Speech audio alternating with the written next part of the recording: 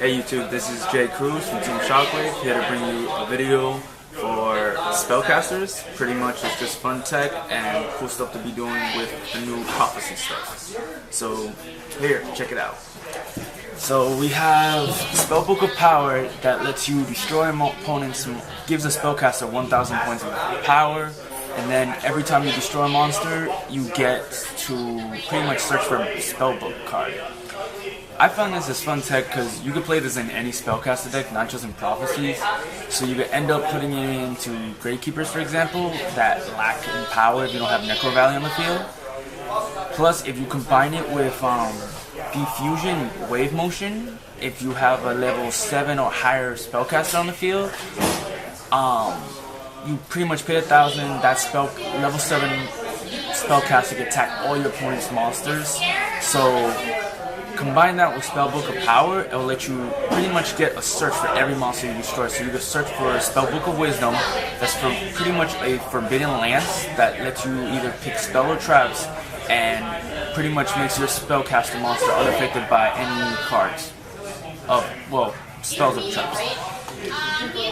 You can search for pretty much the Rhoda for Spellbooks, Spellbook of Secrets, and you can also search out for Spellbook of Life. It's pretty much a premature barrier for spellcasters, but it's a fun card. You could also play, Temperance. Pretty much, its effect is during your main phase, if you activate a Spellbook card the previous turn, you can tribute it. And then special summon one level 5 or higher light or dark spellcaster. I don't know about you guys, but a lot of people who have read this card keep saying Dark Magician. Honest truth, I think that would be amazing because you could do that and have fun. You could also summon High Priestess of Prophecy. Pretty much she's like the Demon of spellcasters because how her effect works. Reveal 3 spellbooks, special summon her, and then you could remove either a spellbook from your hand or graveyard to target one card on the field and destroy it. Honest truth, I think this is a fun card. I would definitely run this in spellcasters, in Gravekeepers if I wanted to. You could also use High Priestess, pretty much the Monster Reborn, so it has a couple of the effects that D-Mark doesn't have. But besides that, it's also a rank 8. Is it an 8? Nope, it's a 7. So you go into like number 11. Big Eye, fun stuff. It's a monster. It's a change of heart. Or better yet, just because how the format is, I highly recommend people would probably start playtesting or at least have fun with spellcasters. Because the way it looks like right now, it looks like you could do a lot of stuff with spellcasters. You can also play Magical Dimension with the new spellcaster support. Everything searches out for each other, blow stuff up. Honest truth, especially with Tsukiyumi there, play Lord Darkness, search out for stuff. I think it's fun tech, especially if you play Spellbook and Magician of Prophecy. Pretty much it's the Stratos of Spellbooks. You summon it, you can search for any Spellbook card in the game, like Spellbook of Power, Spellbook of Wisdom, Spellbook of Secrets, or Life.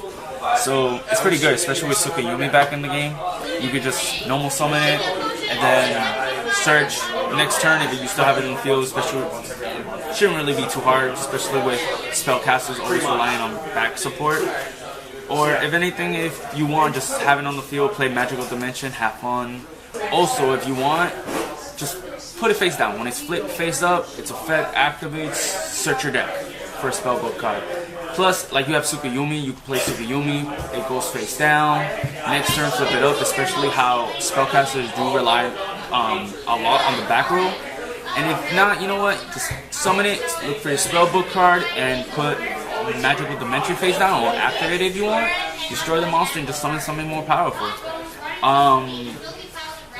But yeah, I definitely recommend people to try some of this stuff out, especially combination. I honestly can't wait to do it, but activate, have a level 7 or higher spellcaster, activate Dimensional Wave Motion, pay 1,000, play Book of Power on my spellcaster, and then activate Book of Wisdom. My monster is unaffected by traps. I swing and I hit your whole front row. Pretty much I get a search for every monster I destroyed, and I guess to look for either wisdom or power or secrets and just keep milling out my deck while having a great amount of search ability.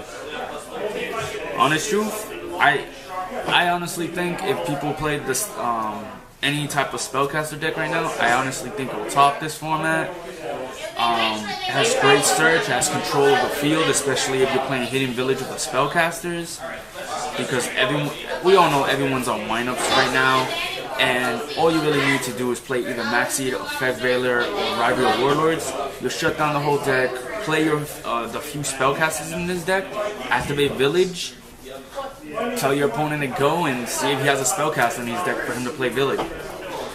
And if he can't, then I'm sorry, windups are dead. You lost, you failed. Because they could just activate Skill Drain and then you're fucked. Forgive me for my language, we're gonna edit that out. But that's my tips right now for this deck, and tips and tricks on spellcasters. You'll hear from me soon about a couple techs for dragons, especially like we got Red Metal hits a 1 in Future Fusion Ban. Tier, really hate it. But I'll see you soon, YouTubers, and have a good day.